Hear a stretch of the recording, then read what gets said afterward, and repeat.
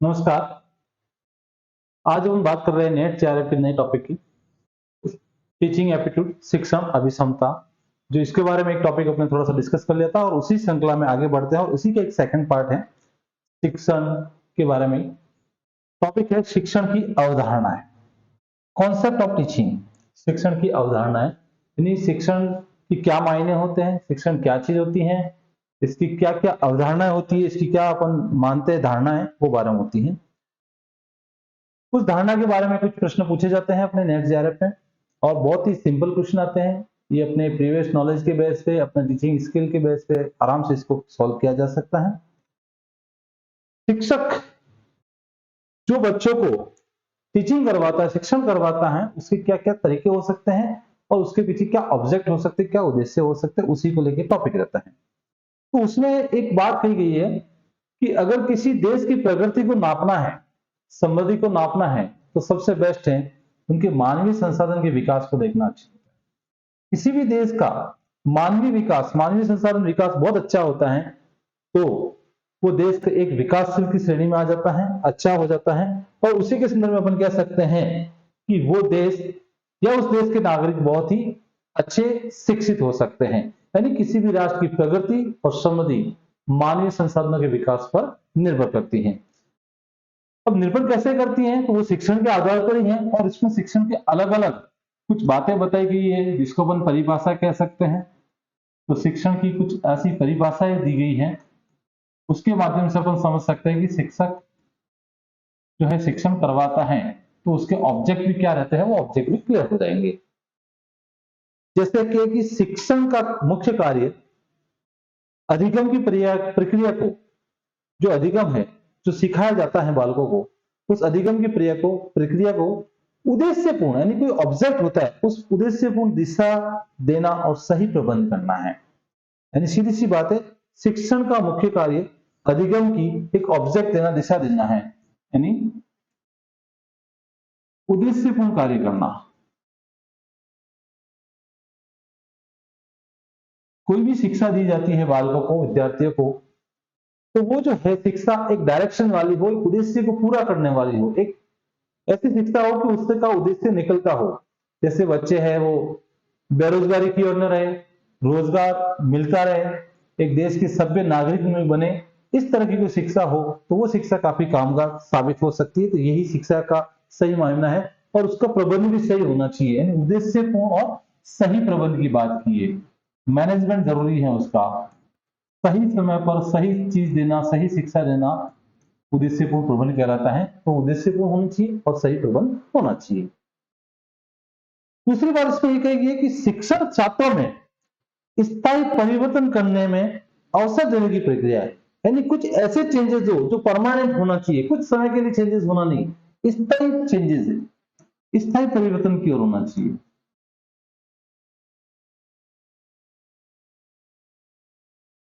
शिक्षण जो है वो स्थायी परिवर्तन की ओर इंडिकेट करता है, यानी छात्रों को स्थायी परिवर्तन का वो मिलता रहे, या फिर कह सकते हैं स्थायी परिवर्तन के अवसर उपलब्ध करवाना।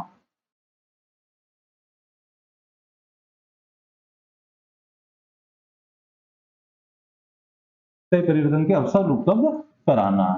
तो शिक्षण का कार्य यही है कि सही डायरेक्शन में हो, उद्देश्यपूर्ण हो, मैनेजमेंट हो और उसके स्थायी प्रबंध है वो उपलब्ध हो जाए, ताकि विद्यार्थियों को एक नया मार्गदर्शन मिल सके, नई दिशा मिल सके और उसी दिशा के आगे वो बढ़ता रहे। इसी के संदर्भ में बात आती है कि शिक्षण है वो क्या है। तो शिक्षण ज्ञान, अनुभव और वैज्ञानिक सिद्धांतों का एक मिला जुला अनुप्रयोग है। शिक्षण ज्ञान, अनुभव और वैज्ञानिक का मिला जुला अनुभव है।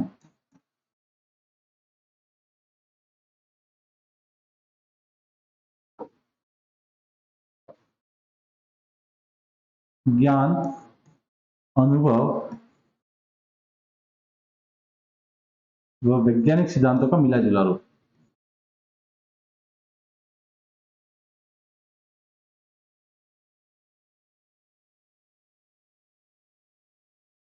वैज्ञानिक सिद्धांतों का मिला जुला रूप है ये।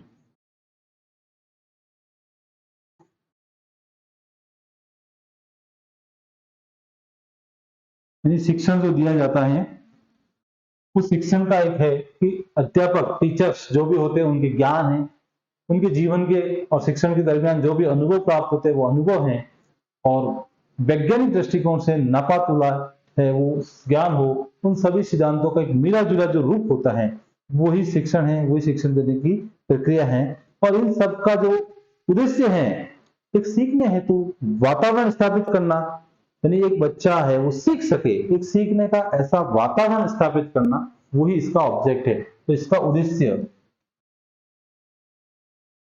सीखने हेतु वातावरण उपलब्ध करवाना है, सीखने हेतु वातावरण उपलब्ध करवाना।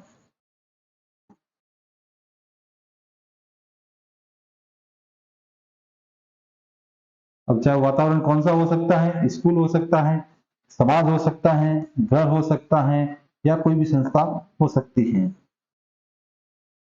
तो उसमें बालकों को ऐसा वातावरण उपलब्ध करवाना कि बालक एक उद्देश्यपूर्ण कुछ चीजें सीख सके, उनको वातावरण है वो मिलता रहे, वो ही शिक्षण माना जाता है।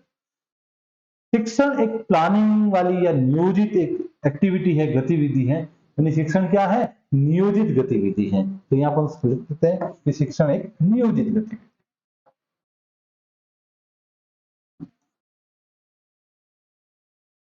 शिक्षण एक नियोजित गतिविधि है।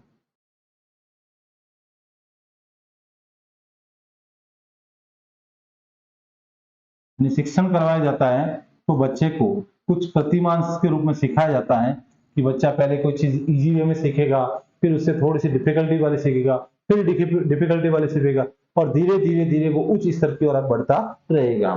तो इसके लिए प्लानिंग, नियोजित, यानी एक तरीका होता है, एक प्लान होता है, उस प्लान के अकॉर्डिंग वो शिक्षण करवाया जा सकता है। बिना प्लान को शिक्षण नहीं करवाया जा सकता।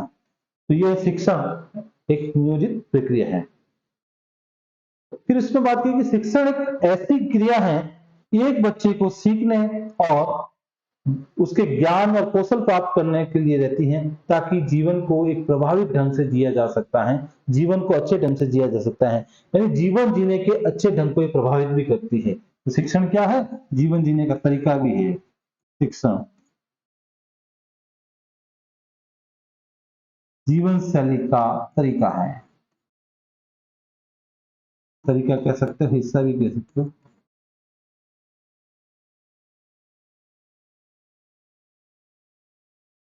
एक व्यवस्थित जीवन जीना है तो अच्छा शिक्षण है वो कारगर हो सकता है। अच्छे शिक्षण से न केवल स्वास्थ्य, परिवार और समाज का ही विकास हो, लेकिन अपनी जीवन शैली वो भी व्यवस्थित हो सकती है। तो वही है, वो शिक्षण होता है। तो ये जो कंसेप्ट होते हैं, ये जो बातें होती है, वो शिक्षण के अवधारणा के बारे में बात की जाती है, उनके कंसेप्चुअल के बारे में बात की जाती है, और ये होती है। नेक्स्ट इसी में देखते हैं कि शिक्षण की क्या विशेषताएं हो सकती हैं। तो हम बात करते हैं शिक्षण की विशेषताओं की।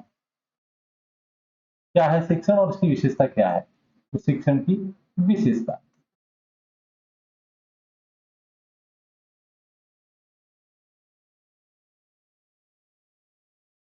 शिक्षण की विशेषता है। अब शिक्षण की क्या विशेषता हो सकती है? तो शिक्षण एक बौद्धिक गतिविधि, इंटेलेक्चुअल एक्टिविटी है। यानी जो बुद्धि वाले लोग होते हैं उनकी गतिविधि होती है, गतिमान प्रक्रिया है। तो ये बौद्धिक गतिविधि है। शिक्षण क्या है? बौद्धिक गतिविधि है। जो बुद्धिमान, जिसको बुद्धिमान माना जाता है, वो लोगों की गतिविधि है, इसको कह सकते हैं बौद्धिक गतिविधि है। तो शिक्षण एक बौद्धिक गतिविधि है। शिक्षक के दो आधारभूत मॉडल बताए गए हैं, जिसमें एक तो शिक्षक केंद्रित और एक शिक्षार्थी केंद्रित है। दो मॉडल,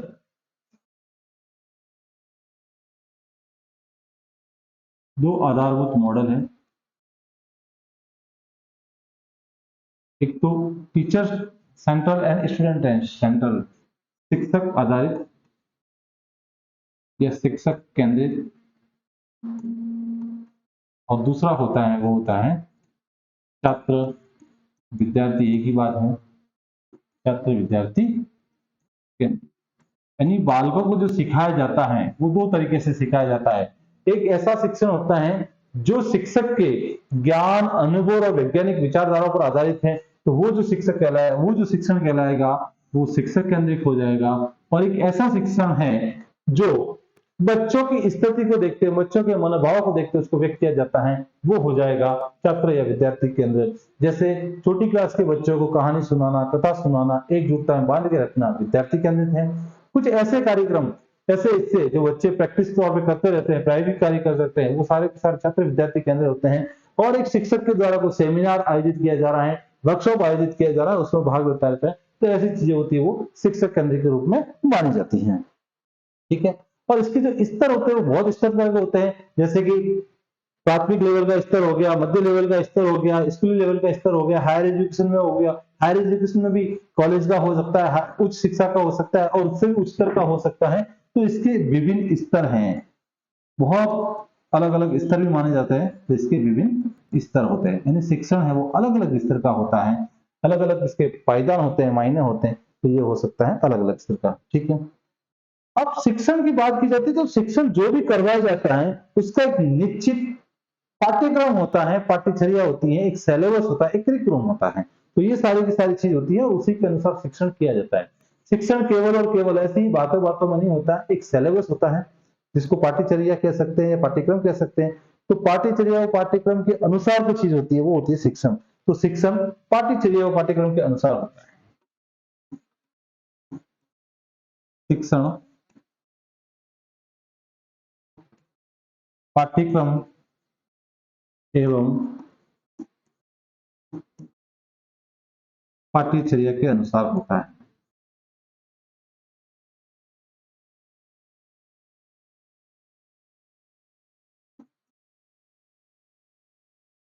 कि दोनों अलग अलग शब्द है, इसको कॉमन नहीं माने कि कई जने ये सोचते होंगे कि पाठ्यक्रम और पाठ्यचर्या एक है, बिल्कुल नहीं है। पाठ्यक्रम और पाठ्यचर्या, पाठ्यक्रम को इंग्लिश में कहेंगे सिलेबस, पाठ्यचर्या को कहेंगे करिकुलम। ठीक है। तो जो पाठ्यक्रम होता है एक समय द्वारा है वो निर्धारित किया जाता है, और एक वर्ष भर जो भी एक्टिविटी करवाई जाती है वो पाठ्यचर्या के अनुसार होती रहती है। तो इस दोनों में थोड़ा बेसिकली डिफरेंट होता है। ठीक है। वही डिफरेंट यही है कि पाठ्यचर्या और पाठ्यक्रम, पाठ्यक्रम एक नियोजित कुछ समय के लिए होता है, और पाठ्यचर्या एक नियोजित लेकिन एक वर्ष भर की एक्टिविटी होती है जो स्कूल कॉलेज के अनुसार चलती रहती है। तो दोनों का होता है। और जो शिक्षण करवाया जाता है उन दोनों के बीच में एक बैलेंस बनाकर उसको कंप्लीट किया जा सकता है, तो वही एक शिक्षण होता है। शिक्षक का जो शिक्षण का जो वातावरण होता है वो गतिशील होता है, गत्यात्मक होता है, कभी भी रुकता नहीं है, गतिशील होता है। तो शिक्षण का वातावरण गतिशील होता है।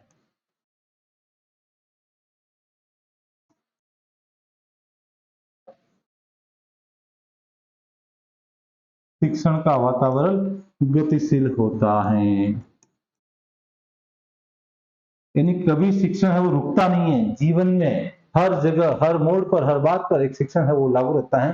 हालांकि वो बिखरा हुआ शिक्षण होता है, अनुभव वाला होता है, व्यवहारिक जीवन से जुड़ा होता है। स्कूल की बात करें, कॉलेज की बात करें, विश्वविद्यालय की बात करें, तो वो जो पाठ्यक्रम होता है वो पाठ्यक्रम और पाठ्यचर्या के अनुसार होता है, लेकिन होता है वो गतिशील होता है, चलता रहता है, आगे से आगे बढ़ता रहता है।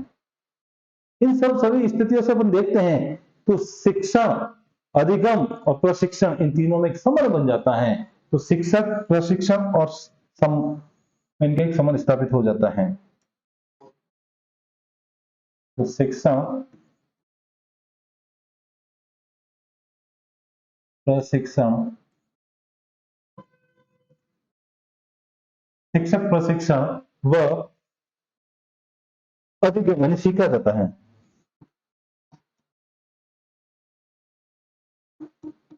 अधिगम में संबंध,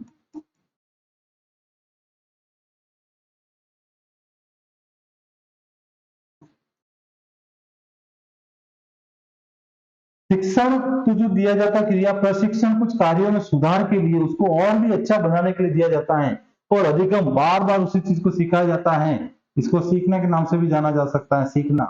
तो इनके बीच में एक कहीं ना कहीं संबंध होता है, और संबंध होता है तो ही वो शिक्षण हो सकता है। अगर कोई संबंध नहीं है तो शिक्षण नहीं हो सकता है। जैसे एक विद्यार्थी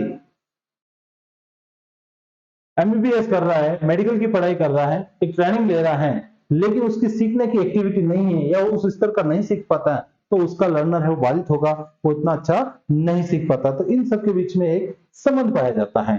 और सबसे बड़ी बात ये होती है कि शिक्षण एक कला भी है तो एक विज्ञान भी है। शिक्षण को एक विज्ञान के साथ साथ कला भी माना गया है। तो नेक्स्ट है शिक्षण विज्ञान के साथ एक कला भी है।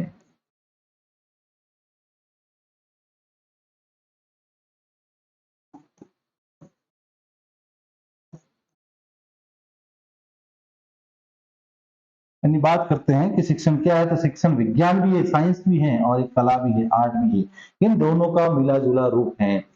विज्ञान प्रकृति के क्रमबद्ध अध्ययन को विज्ञान कहते हैं। तो शिक्षण का भी क्रम होता है, एक कंटिन्यूटी होती है, उसी के अनुसार चलता है। और कला, शिक्षक एक कला के रूप में होता है, एक आर्टिस्ट होता है जो कैसे भी स्तर के बालक हो, उन बालकों में एक बात है वो बैठा देता है, बालकों में बात कर दी जाती है, समझा दी जाती है। तो इसीलिए इसको शिक्षण को विज्ञान और कला के साथ साथ में इसको बताया गया जाता है कि ये कला भी है और ये विज्ञान भी है। तो ये कला और विज्ञान दोनों के रूप में माना जाता है, समझा जा सकता है।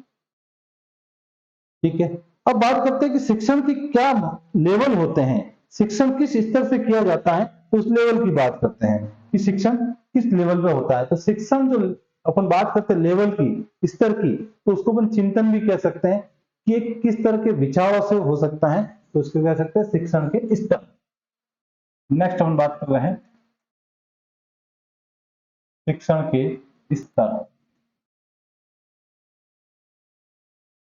अब शिक्षण किस स्तर का होगा, तो ये टीचर्स पे भी डिपेंड करता है और स्टूडेंट्स पे भी डिपेंड करता है कि उनका चिंतन स्तर किस लेवल का है। चिंतन की स्थिति को अपन देख के बात कर सकते हैं। सामान्यतः बालक एक स्वायत्त विकास स्तर का होता है, यानी एक ऐसी सोच के साथ होती है कि कुछ भी सोच सकता है।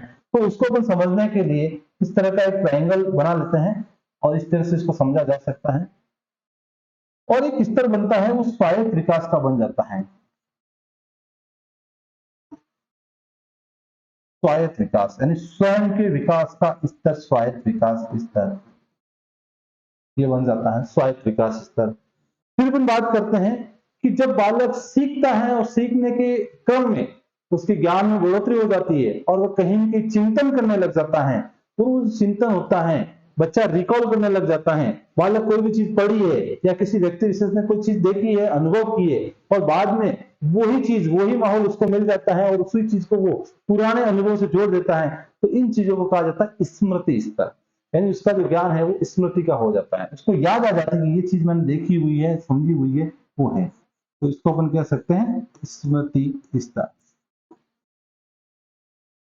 अब विद्यार्थी ने शिक्षण के दौरान बहुत सारी चीजें सीखी हैं, देखी है, महसूस की गई है, सीखता है और अपनी स्मृति में, अपनी याददाश्त में, अपनी मेमोरी में क्रम से क्रम बढ़ता जाता है, बढ़ता जाता है और उसी ज्ञान का किसी अन्य परिस्थितियों में अपने ज्ञान का उपयोग करता है। ऐसा का ऐसा ज्ञान उसको उधेड़ता है या फिर उसकी अंडरस्टैंडिंग डेवलप हो जाती है, उसकी समझ डेवलप हो जाती है और कहते हैं कि उसने उस चीज को समझना शुरू किया जाता है, तो वो कहलाता है आपका अवबोध स्तर, जहां वो विचार करना शुरू कर देता है,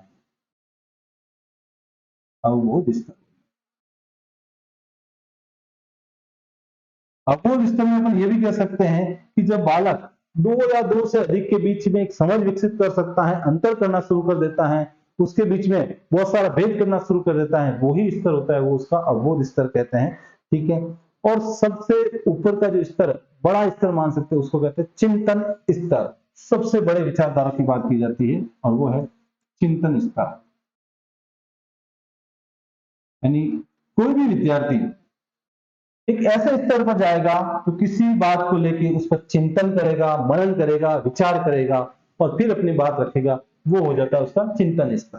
तो यहाँ सीखने की जो स्तर की बात की है, किसी भी बालक के लिए, किसी भी विद्यार्थी के लिए या अधिगमकर्ता के लिए 4 स्तर हैं। पहला स्वायत्त विकास स्तर, यानी वो बिल्कुल स्वायत्त है, फ्री है, उस पर किसी तरह की कोई वो चीजें नहीं है कि वो इतना ही करे, ऐसा ही करे, वो सारी चीज नहीं होती है, वो स्वायत्त है। अपने सीखने के क्रम में थोड़ा सा परिवर्तन हो जाता है और अपने ज्ञान भंडार में शब्दों का, ज्ञान का है भंडार हो जाता है और सीखने का क्रम थोड़ा बड़ा हो जाता है, उसको कहते हैं स्मृति स्तर। जब सीखने की स्थिति थोड़ी उच्च हो जाती है और सीखते सीखते दो या दो से अधिक चीजों के बीच में अंतर करना शुरू कर देता है, उसमें डिफरेंट बता देता है, भेद बता देता है, कारण कारक बता देता है, वो जो स्तर कहलाता है वो अवबोध स्तर। और चिंतन स्तर उसके सीखने का सबसे बड़ा स्तर माना जाता है। चिंतन और किसी बात को वो डायरेक्ट नहीं कहकर उस पर विचार करके वो सारी बातें बताता है, उसको अपन कहते हैं चिंतन स्तर। और ये जो पूरा का पूरा डायग्राम बनाने वाला व्यक्ति है उसका नाम है मॉरिस एल बिल्गी। मॉरिस एल बिल्गी, मॉरिस एल बिल्गी। तो मॉरिस एल बिल्गी ने ये सारी की सारी बातें बताई हैं, इसके बारे में अपने को पता है। तो सीखने के 4 स्तर उन्होंने बताए हैं, तो चारों के बारे में बात की गई है। ठीक है, अब अगर बात करते हैं कि स्वायत्त विकास स्तर की बात किसने की, तो एक करने वाले व्यक्ति थे जिसका नाम था हर्बर्ट उपागम। तो ये जो बात की गई है, ये पूरा का पूरा जो मॉडल देने वाले व्यक्ति हैं वो है अपने मॉरिस एल बिल्गी, और अगर ये बात करने वाला व्यक्ति है तो वो है हर्बर्ट। और हर्बर्ट ने स्वायत्त विकास स्तर की बात की है, उन्होंने बताए हैं। तो उसमें यह कहा गया है कि अगर किसी बालक की स्मरण शक्ति, समझ शक्ति अच्छी हो जाती है तो उसको याद करने में थोड़ी सी तेजी आ सकती है, वो याद आराम से कर सकता है। अब बात आती है कि भाई इसकी क्या ऑब्जेक्ट है, क्यों अपन इसके पीछे बात करें कि स्वायत्त विकास स्तर, स्मृति, अवबोध स्तर ये होना चाहिए। तो उसमें यही बात है कि शिक्षण की जो स्मृति होती है, इस स्मृति के स्तर की अगर ऑब्जेक्ट की बात करते हैं तो इसके उद्देश्य क्या है, देखते हैं, समझते हैं उद्देश्य को।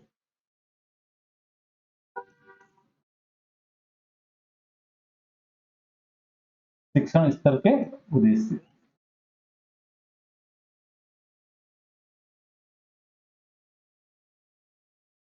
शिक्षण स्तर के उद्देश्य ऑब्जेक्ट क्या क्या रहते हैं, तो इसमें यही है कि पहला ऑब्जेक्ट ये होता है कि बच्चों को, विद्यार्थियों को या अधिगमकर्ता को ज्ञान व सूचना प्रदान करना। पहला कंसेप्ट है कि विद्यार्थी को ज्ञान व सूचना देना, प्रदान करना।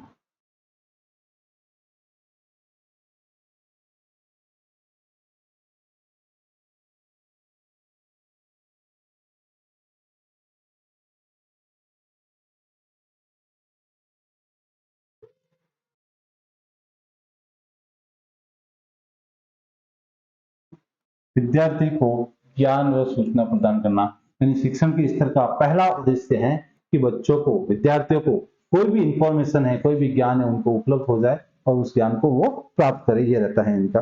दूसरा, कुछ ऐसा तथ्य वाला ज्ञान, तथ्यात्मक ज्ञान उसको प्राप्त करने में उसकी सहायता करना। तथ्यात्मक ज्ञान का मतलब ये होता है कि बालक बहुत सारी चीज सीखता है तो कुछ उसमें ऐसे तथ्य होते हैं जिसके बारे में उसको जानकारी नहीं के बराबर होती है। जैसे बच्चा भूगोल में लहरों को पढ़ रहा है लेकिन उसने तालाब की या आसपास जो भी नदी नाले स्थान होते हैं उसको नहीं देखा, उसने उसकी लहर की प्रतिक्रिया नहीं देखी, ये भी एक तथ्य के साथ उसको जोड़ा जा सकता है। तो उसके साथ देखे बच्चा वास्तविक जीवन से उन संबंध का देखे, जोड़े कि हाँ हमारे साथ में ऐसा होता है, हम चीजों को देखा है। तो ऐसी कोई सही वास्तविक ज्ञान है उसको देखना उसके लिए जरूरी होता है। ठीक है, शिक्षण मुख्य रूप से विषय केंद्रित होना जरूरी है। बिल्कुल सही बात है कि जब सब्जेक्टिविटी ज्ञान होता है तो अच्छा होता है, यानी विषय केंद्रित ज्ञान देना बच्चों को जरूरी है। अगर विषय केंद्रित ज्ञान नहीं है तो ऐसा ज्ञान निरर्थक है।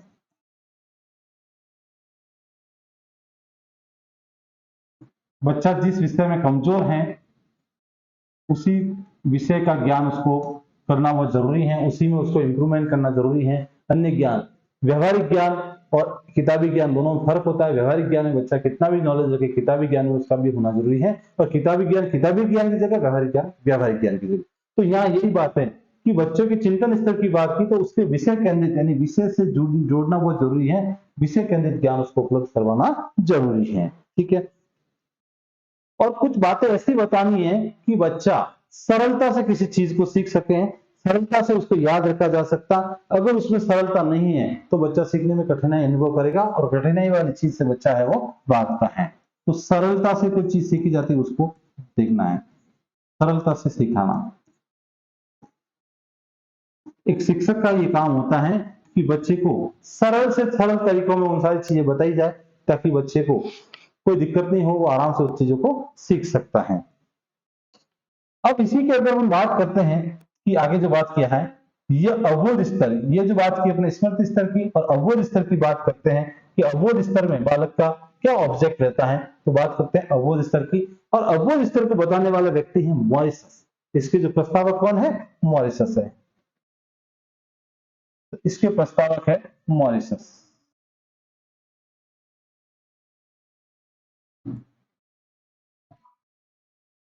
और मॉरिशस में अवबोध के बारे में बात की गई है कि ये है वो व्यक्ति के, बालक की स्मृति और अंतर्दृष्टि, यानी उसके अंदर का जो ज्ञान होता है, सूझ का ज्ञान है, समझ का ज्ञान है, इन दोनों के बीच में बैलेंसिंग वाली चीज की जाती है, बैलेंस किया जाता है, उसकी तुलना करके उसमें कौन सा अच्छा होता है उन चीजों को दिया जाता है। ठीक है। और ये जो अवबोध है, ये बालक को किसी भी हेल्पिंग टीचिंग से, सहायक सामग्री के द्वारा भी अवसा करवाया जा सकता है। जैसे बालक के सामने मैप रखा हुआ है, तो बालक का अवबोध हो जाएगा कि मैप को देखते अंदाजा लगा सकता है, उसकी आउटलाइन को देख के बता सकता है कि ये मैप है वो भारत का है या किसी अन्य देश का है, एशिया का है या किस चीज का है, ये राजनीतिक परिदृश्य की बात कर रहा है या भौगोलिक परिदृश्य की बात कर रहा है। तो ये जो होती है वो अवबोध स्तर को है। बच्चा किसी चिन्ह को देख के है वो उसके ज्ञान का आभास कर सकता है कि ये चिन्ह किस चीज से जुड़ा हुआ है, तो वो भी इसके अवबोध स्तर का बात कर सकता है। तो ये जो होती है वो मॉरिशस ने बताई है, और उसमें ये है कि इसमें बच्चों को सहायक सामग्री के द्वारा सिखाया जा सकता है। और लास्ट में बात करते हैं अपन चिंतन स्तर, और चिंतन स्तर के प्रतिपादक है हंट। हंट हंट ने ये विचारधारा दी है, और ये सबसे बड़ा, सबसे अच्छा एक व्यवहारिक स्तर भी कहते हैं, और इसको अपन सेल्फ ऑब्जर्वेशन, आत्मनिरीक्षक स्तर भी कहते हैं, यानी इसका अन्य नाम है आत्म निरीक्षक।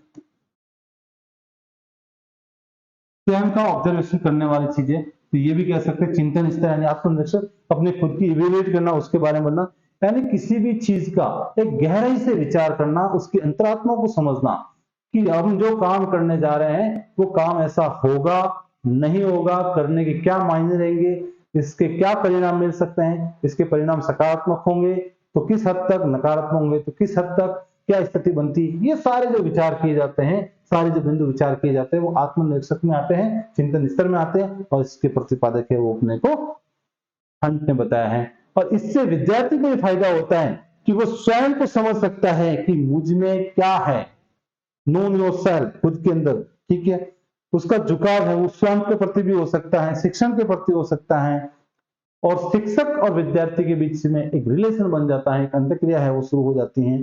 तो ये होता है। हालांकि ये जो होता है वो हायर एजुकेशन में बहुत ही उपयोगी होता है, जो भी स्कूल से जुड़ के बाहर निकल जाते हैं और कॉलेज जैसे सिस्टम में एंटर हो जाते हैं, तो उनके लिए बेहतर होता रहता है।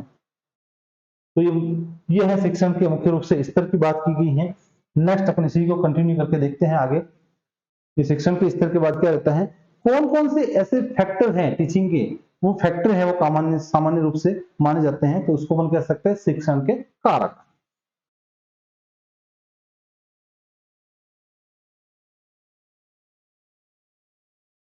शिक्षण के कारक, फैक्टर ऑफ टीचिंग। टीचिंग के फैक्टर की बात की गई है अपन, ऐसे कौन से फैक्टर होते हैं जो टीचिंग के लिए रहते हैं।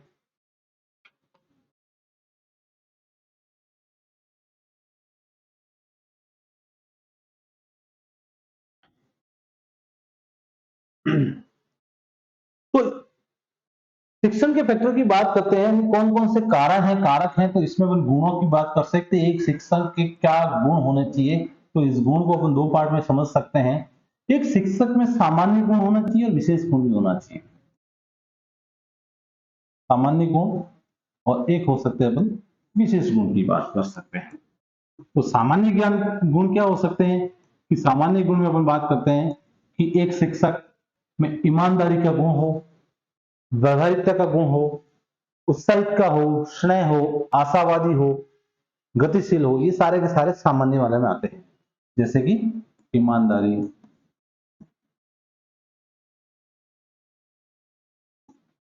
उत्साही,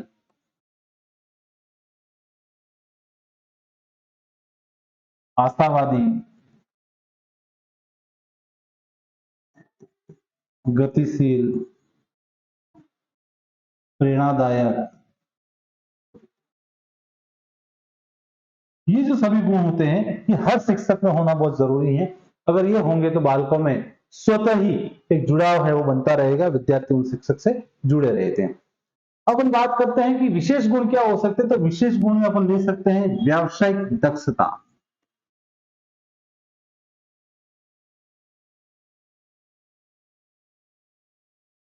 व्यावसायिक दक्षता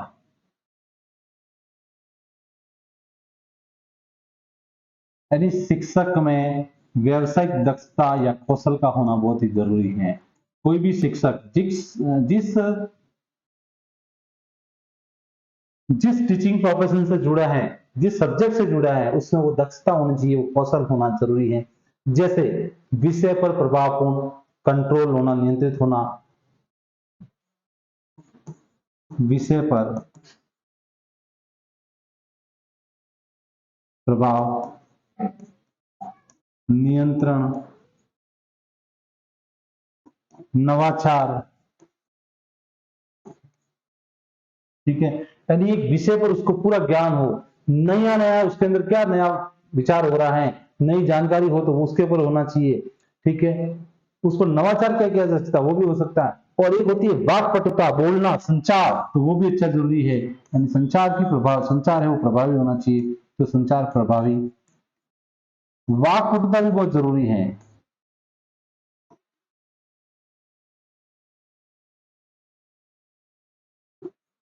वाक्पटुता का मतलब बोलने का गुण, प्रभावशीलता का गुण, ये बहुत ही जरूरी है, जिससे कक्षा में बच्चे हैं वो प्रभावी रूप से उनके साथ में अटैच हो सकते हैं, उसको सीख सकते हैं, ये हो सकता है। तो ये तो हो गए सामान्य गुण जो ईमानदारी, उत्साह, आशावादी और गतिशील में आते हैं। और विशेष गुण में उसकी व्यावसायिक दक्षता या कौशल को अपन देख सकते हैं। और कौशल भी यही है कि जो भी अध्यापक जिस भी विषय से जुड़ा होता है उसके ऊपर उसका पूरा नियंत्रण होना चाहिए, उसका ऊपर पूरा ज्ञान होना चाहिए। अगर उसमें वो ज्ञान है, वाक्पटुता है, संचार की जो है वो शैली अच्छी है, तो काफी हद तक वो शिक्षक है प्रभावी हो सकता है, छात्रों को प्रभावित कर सकता है। और फिर छात्रों को सीखने के अवसर ज्यादा से ज्यादा दे, उनका इवेल्यूट करते रहे, उसमें पता लगाए कि छात्रों ने कितना सीखा, कितना नहीं सीखा। तो ये एक शिक्षक में व्यावसायिकता के आधार पर ये गुण होना उसकी जरूरी है। और अगर हम बात करते हैं कि ट्रेनिंग के पर्पज से प्रशिक्षण जो करवाया जाता है, उस प्रशिक्षण के अनुसार शिक्षक के या प्रशिक्षण के अनुसार शिक्षक कारक क्या हो सकते हैं, दृष्टिकोण क्या हो सकते हैं, तो उसको देखते हैं प्रशिक्षण के दृष्टिकोण से।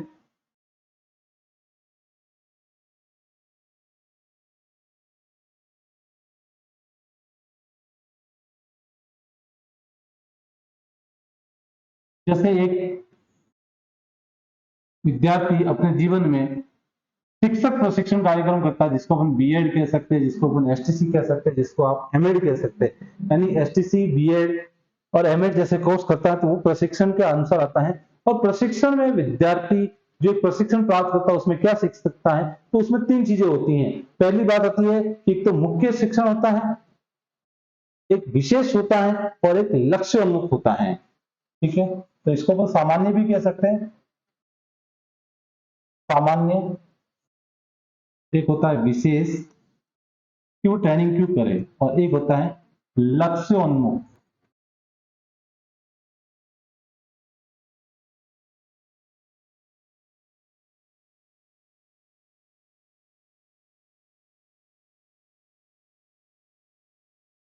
यानी बच्चे या विद्यार्थी, टीचर्स जो भी ट्रेनिंग प्रोग्राम करते हैं वो तीन तरह से अपन करते हैं। उसके ऑब्जेक्ट तीन तरह के होते हैं। एक तो सामान्य होते हैं, यानी सामान्य है में सामान्य कौशल की बात की जा सकती है कि सामान्य जो भी शिक्षण के कौशल होते हैं वो कौशल सीखना, तो सामान्य कौशल की बात की जाती है, यहाँ पर सिखाया जाता है। विशेष में कोई विशेष शिक्षण, जैसे कि भाषा का, विशेष में भाषा,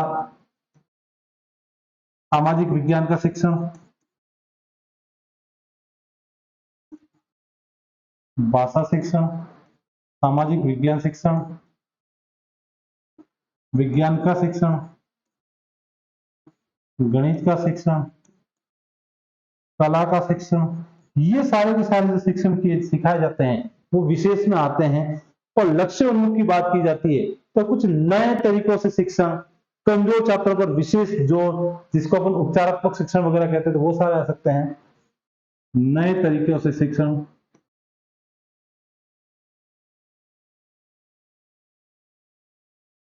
जिसको अपन नवाचार भी कह सकते हैं। अनुदेशन शिक्षण,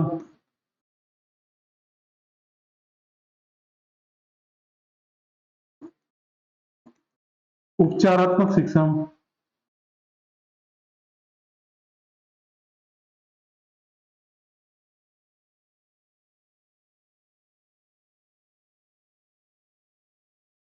तकनीकी शिक्षण,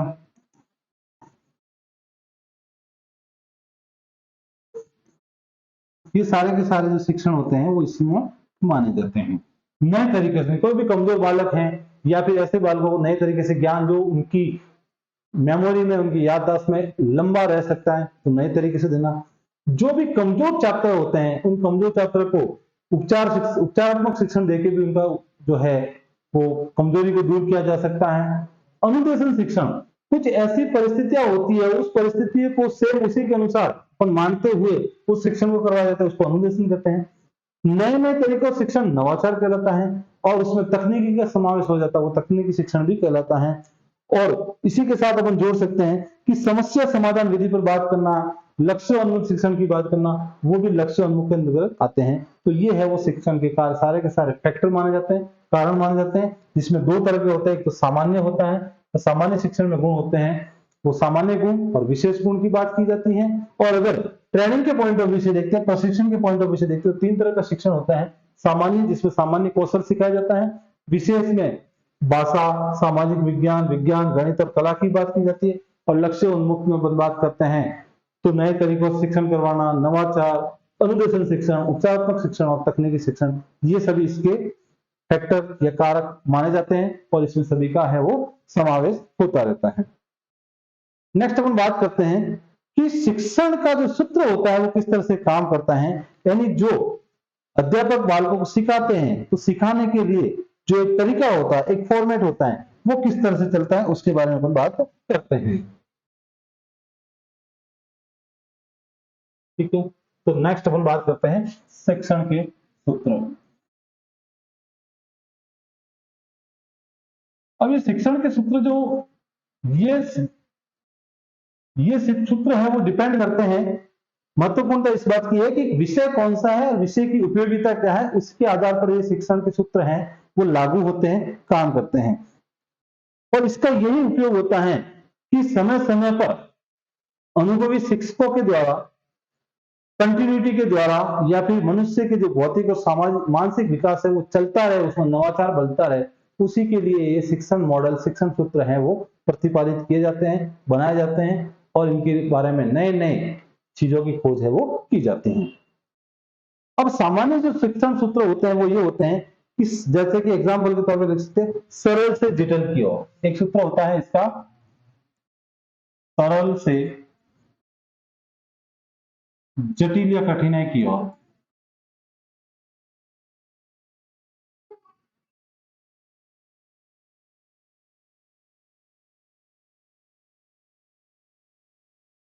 जैसे विद्यार्थी गणित का विद्यार्थी है या एक अध्यापक गणित पढ़ा रहे हैं, तो पहले बच्चों को कुछ ऐसी सरल सरल चीजें जो इनके सामने पेश की जाए कि बच्चा आराम से करता रहे, और धीरे धीरे धीरे उसमें है वो कठिनाई लेवल है वो आगे से आगे आता रहेगा, तो बालक उसको थोड़ा करने में इजी रहेगा। तो इसको कह सकते हैं सरल से जटिलता की ओर। सामान्य स्थिति में बालक समझे और सामान्य स्थिति को समझते हुए धीरे धीरे धीरे वो एक ब्रह्मांड के ज्ञान को समझ सकता है, तो ये जो ज्ञान होता है वो सरल से जटिल की होता है। फिर उसी के संदर्भ में इसी तरह की बात आती है ज्ञात से अज्ञात की ओर। ज्ञात से अज्ञात की ओर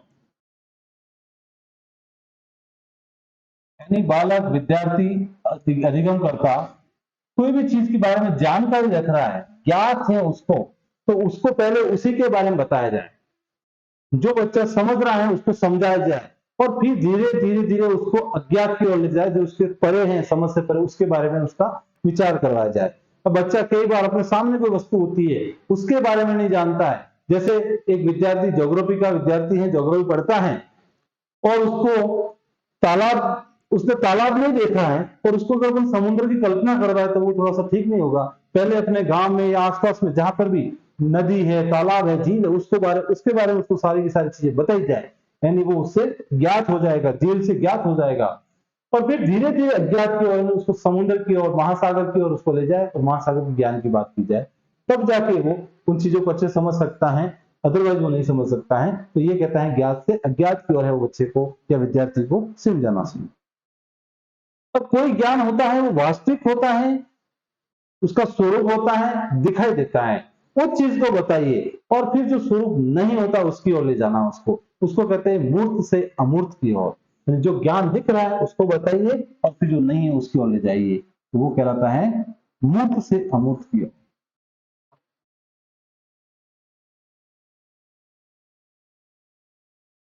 मूर्त से अमूर्त की ओर।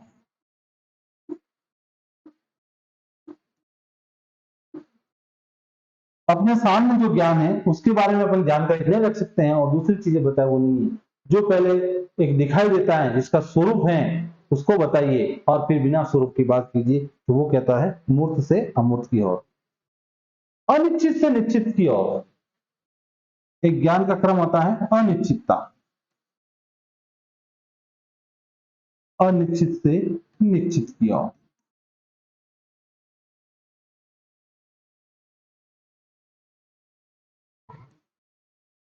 अपना जीवन जब अपन कोई गोल डिसाइड नहीं करते, अपना लक्ष्य डिसाइड नहीं करते हैं, तो अपन अनिश्चितता की स्थिति में होते हैं कि हम क्या करें क्या नहीं करें, हमारी दिशा क्या हो सकती है।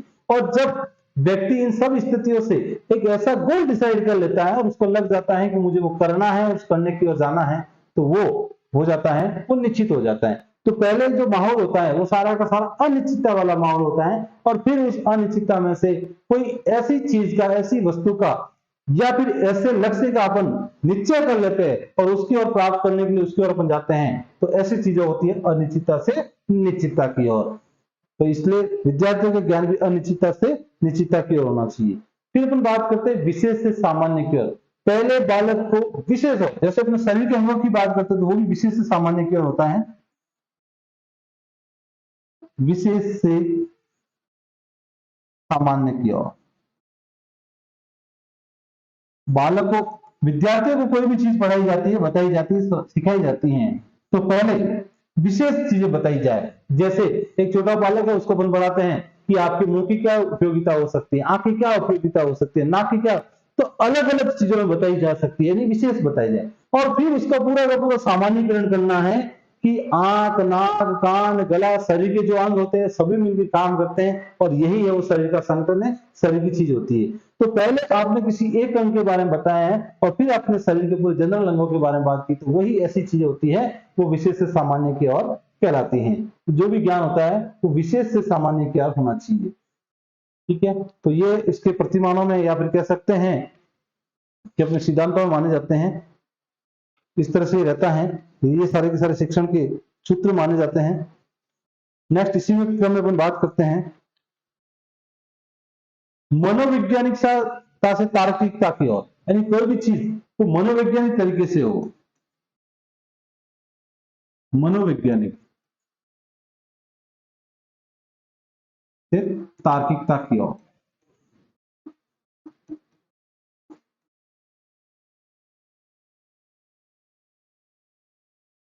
व्यक्ति का ज्ञान इस तरह से होना चाहिए कि पहले तो मनोवैज्ञानिकता की ओर बात करें, सामान्य जो भी धारणा होती है, जो अधिकतर लोगों के साथ में चीजें होती है उसी तरह हो, और फिर तर्क के साथ बात करें तो तार्किकता वाला हो जाएगा, एक यूनिवर्सल चीजें हो जाएगी। जैसे बच्चों को कई बार वो बात होती है कि सामान्यतः ऐसा होता है, गर्मी के दिनों में लोगों के साथ ऐसा होता है, सर्दी के दिनों में ऐसा हो सकता है, लेकिन ऐसा ही क्यों होता है, हर व्यक्ति के साथ ऐसा होता है। तो जब क्यों पर प्रश्न आ जाता है वो तर्क की बात की जाती है कि ऐसी नहीं होना चाहिए, तो ये तर्क की ओर आ जाती हैं, वो ही मनोवैज्ञानिकता से तार्किकता की ओर है वो विचार करना चाहिए। विश्लेषण से संश्लेषण की ओर।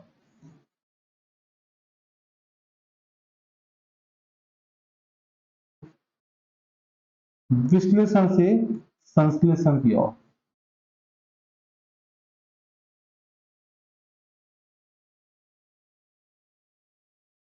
ज्ञान की परिभाषा में व्यक्तियों के सीखने के क्रम में एक विश्लेषण, पहले उसकी पूरा का पूरा एनालाइज कर दीजिए, उसको खोल दीजिए, हर छोटी छोटी चीज बता दीजिए। जैसे कि एक मैकेनिकल है, वो बाइक को पूरा बिखेर देता है और बिखेर के रख देता है और फिर उसको वापस एक करना है, यानी विश्लेषण। बाइक को पहले तो उसको खोल के अलग अलग पार्ट कर दिया, उसके पुर्जे पे बिखेर दिया, ये विश्लेषण कर दिया उसका कि ये पार्ट ये है, ये पार्ट ये है, ये पार्ट ऐसे काम करता है, ये पार्ट ऐसे काम कर सकता है, ये ऐसे करता है। उसका पूरा एनालिटिक कर दिया, विश्लेषण कर दिया, और फिर वापस उसको जोड़ना है, संश्लेषण करना है, और फिर कहना है कि ये बाइक का रूप लेती है और अब इस तरह से काम करती है। तो वो जो ज्ञान होता है वो विश्लेषण से संश्लेषण की ओर की बात करता है। यानी पहले उसको पूरा खोल के रखना है और फिर उसके एक बिंदु या एक पहलू पर बात करना है, विश्लेषण से संश्लेषण की ओर।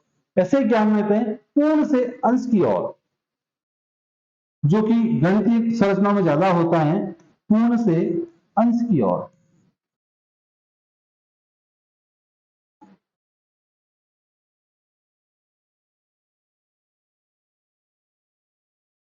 ज्ञान के बारे में व्यक्ति को पूर्णता का विकास करना और फिर एक सूक्ष्मता की ओर जाना है। जैसे उसने यूनिवर्सलता की बात की, ब्रह्मांड की बात की कि ये ब्रह्मांड है, उस ब्रह्मांड में लाखों करोड़ों की तादाद में है वो प्लेनेट्स रह रहे हैं, ग्रह रह रहे हैं, और उसमें से एक छोटा सा पृथ्वी भी है।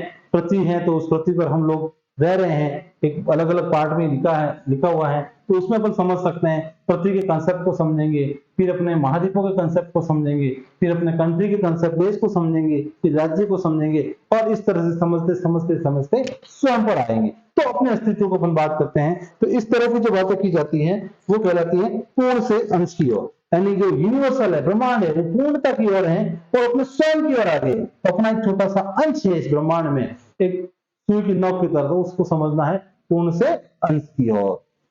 फिर बात करते हैं कि जो भी ज्ञान होता है वो प्रकृति के अनुसार होता है, तो प्रकृति का अनुसरण बहुत ही आवश्यक है इसमें। तो नेक्स्ट, प्रकृति के अनुसरण के अनुसार ज्ञान होना जरूरी है।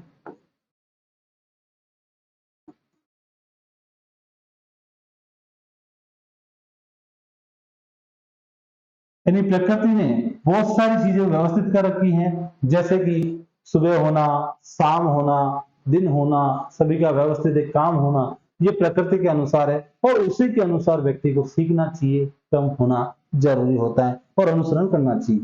अगर एक बालक है, उसने प्रकृति के क्रम को नहीं समझा, उसने चांदनी रात को नहीं देखा, उसने अमावस्या की रात को नहीं देखा है, उसने चांद तारों को नहीं देखा है, उनका अनुसरण नहीं किया है, तो उनको ज्योग्राफी के बारे में बताना भी निरर्थक हो जाएगा। तो उसको प्रकृति को समझना बहुत जरूरी है कि प्रकृति किस तरह से है वो काम करती है, ठीक है। और फिर इन सभी चीजों को सीखते हुए व्यक्ति को अपनी इंद्रिय, अपनी सेंस होती है, अपने नर्व्स होती है, उसको जानना बहुत जरूरी है, जिसको अपन कह सकते हैं इंद्रियों का अनुसरण करना। तो अंतिम पड़ाव पर हम बात करते हैं इंद्रियों का अनुसरण।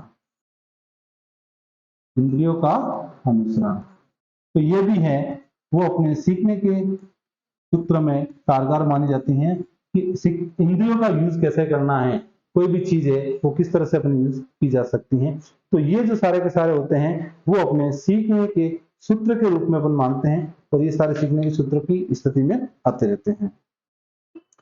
नेक्स्ट अपन देखते हैं कि इसके प्रिंसिपल्स क्या होते हैं, शिक्षण के सिद्धांत क्या होते हैं। तो शिक्षण के सिद्धांत क्या रहते हैं उसके बारे में बात करते हैं। शिक्षण के सिद्धांत,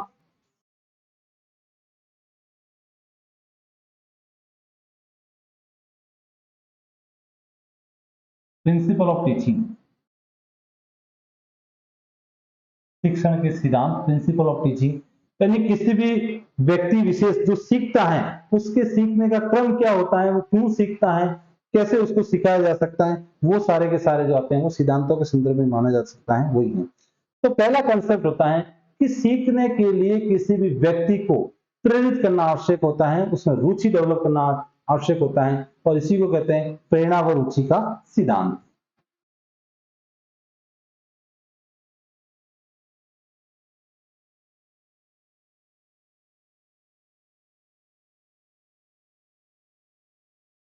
अगर कोई बालक, कोई व्यक्ति जो सीखना चाहता है और उसके अंदर मोटिवेटेड नहीं है, वो सीखने के प्रति लालायित नहीं है, उसको सीखने की भूख नहीं है, तो उसको कभी भी सिखाया नहीं जा सकता। उसको आप कितना भी सिखाए, कितना भी बताए, वो कभी नहीं सीख सकता।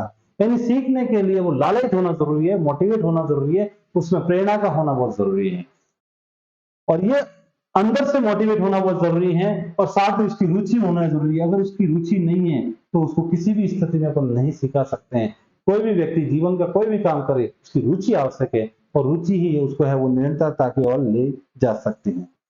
साथ ही व्यक्ति जो भी सीखता है उस सीखने में बोरियत महसूस नहीं करे, मनोरंजन होना चाहिए। और अगर किसी चीज में मनोरंजन होता है तो उसको ज्यादा सीखा जाता है। तो नेक्स्ट अपन कह सकते हैं कि मनोरंजन का सिद्धांत।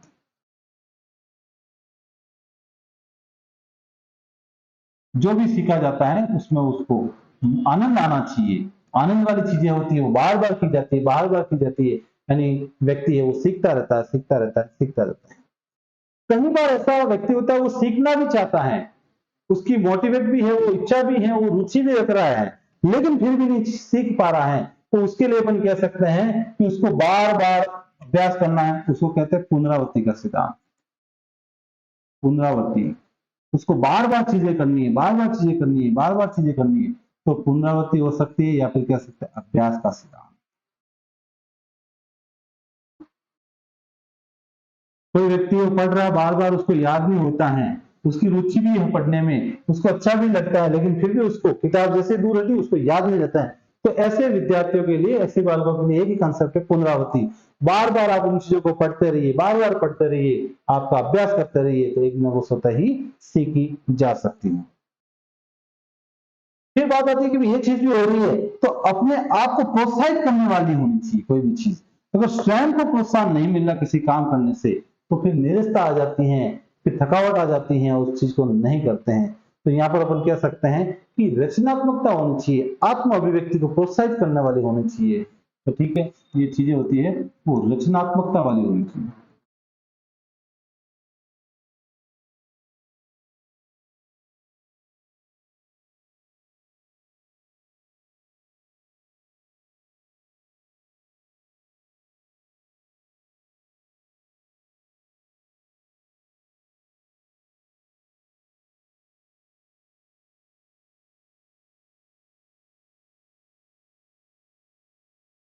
रचनात्मक होनी चाहिए, आत्म अभिव्यक्ति को प्रोत्साहित करने वाली कुछ चीज भी होना जरूरी है। तो ऐसी कुछ चीज होना चाहिए। और फिर अगर अपन कोई काम करते जा रहे हैं उसमें सफलता मिले या ना मिले, उसमें अपनी किसी न किसी की सहानुभूति जरूरी है। तो उसको कह सकते हैं सहानुभूति का सिद्धांत।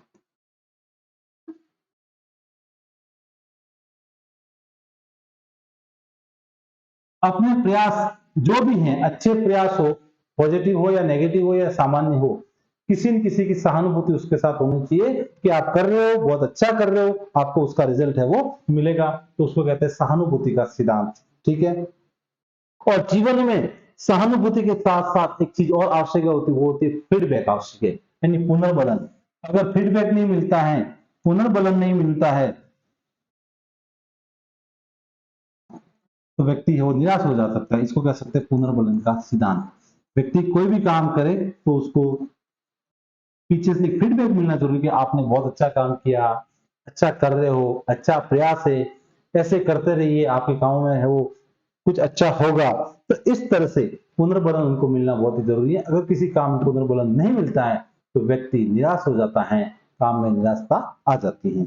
और लास्ट में कहाँ कमी रह रही है उस काम को करने में, उस कमी को पूरा करना है और पूर्णता को पाना है, ऐसी चीज को कहते हैं उपचारात्मकता का सिद्धांत, यानी उपचारात्मक शिक्षण का सिद्धांत।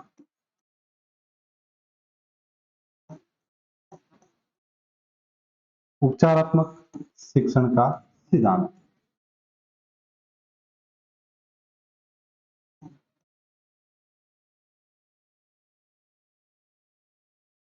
अगर उपचारात्मक शिक्षण की बात की जाए तो जो अपना शिक्षण का जो सिद्धांत है वो काफी हद तक अपन पूरा कर सकते हैं और व्यक्ति, बालक, शिक्षार्थी जो भी हैं वो इन चीजों को अच्छे से कर सकता है। तो सीखने के लिए मुख्य रूप से है वो व्यक्ति के जीवन में प्रेरणा और रुचि का होना बहुत आवश्यक है।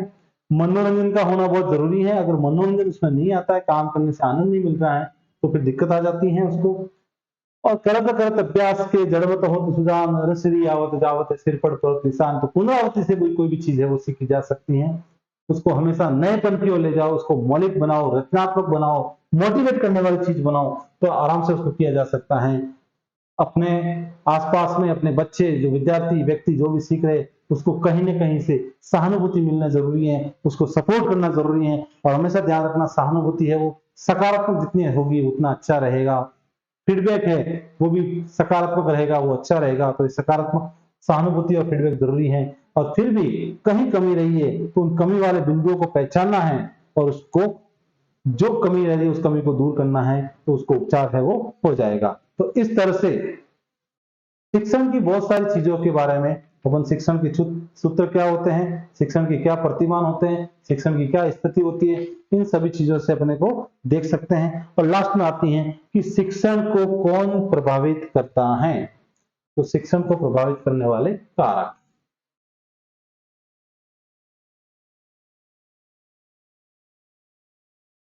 शिक्षण को प्रभावित करने वाले कारक,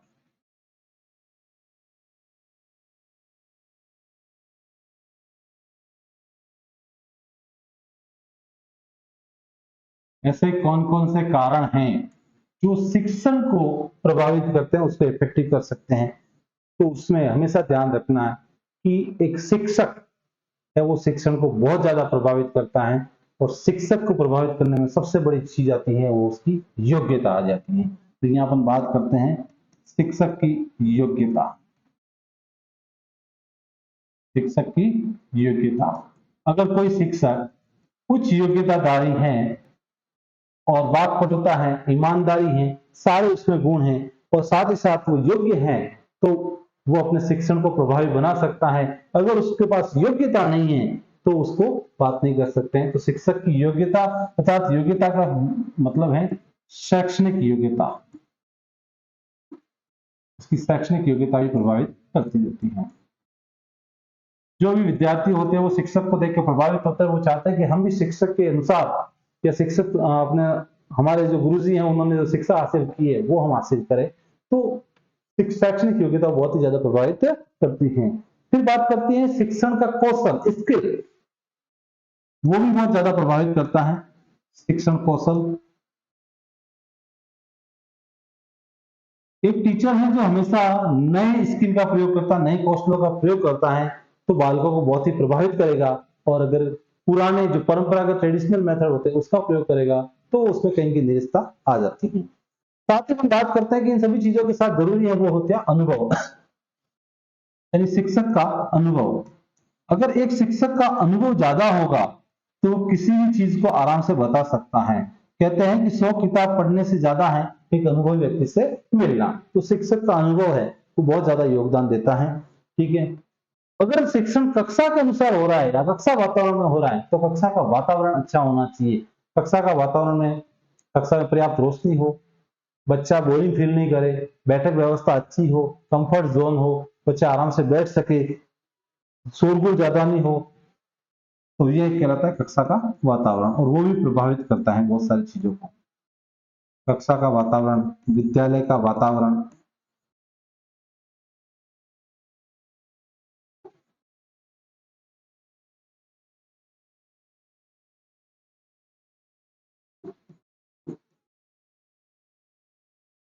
ये भी बालकों को सीखने में बहुत ज्यादा है वो योगदान देते हैं।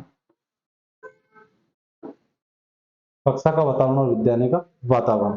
और एक सबसे बड़ा, कहते हैं कि पैसा है वो आज की व्यवस्था का एक धन रक्त कह सकते हैं, इसके बिना सब कुछ चीजें हैं। तो आर्थिक कारक भी बहुत ज्यादा योगदान करेगा कि जिसके पास पैसा वो सब कुछ कर सकता है, नहीं है वो नहीं कर सकता। तो आर्थिक कारक भी सीखने को बहुत ज्यादा प्रभावित कर सकता है। धन होगा तो अच्छी किताबें ला सकता है, अच्छे अच्छे संसाधन ला सकता है और उनका उपयोग करके अपने शिक्षण को प्रभावी बना सकता है। और अगर धन की कमी है तो उसमें हमेशा कमी होती रहेगी, कमी होती रहेगी। ठीक है, साथ इसमें आती है कि अपनी कुछ प्रशासनिक नीतियां हैं वो भी प्रभावित करती हैं। सरकार की जो नीतियां होती है वो कैसे है इसको प्रभावित करती हैं। अच्छी नीति होगी तो ये काम अच्छा होगा, और अगर नीतियों में थोड़ा सा होगा तो जाएगी। तो इसको अपन कह सकते हैं प्रशासनिक नीतियां।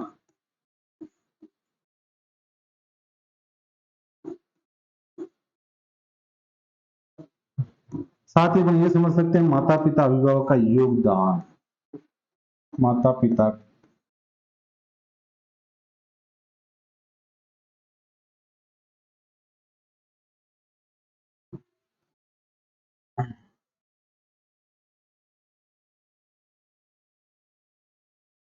ये सभी चीजें हैं वो सीखने में ज्यादा योगदान देती हैं, सीखने को ज्यादा है वो बहुत ही अच्छा बना देती हैं। तो शिक्षण को प्रभावित करने वाले कारकों की बात करते हैं तो ये कारक है वो शिक्षण को बहुत ज्यादा इफेक्टिव करते हैं, जिससे शिक्षण काफी है वो अरुचिकर हो जाता है। ठीक है, आई होप कि आप सभी को ये समझ में आया होगा। मैंने मेरी कोशिश की है आपको अच्छे से अच्छे और सरलतम शब्दों में बताने की। आशा करता हूं कि आपको अच्छा लगा होगा और आप जुड़े रहिए। मिलते हैं एक नए टॉपिक के बाद। धन्यवाद।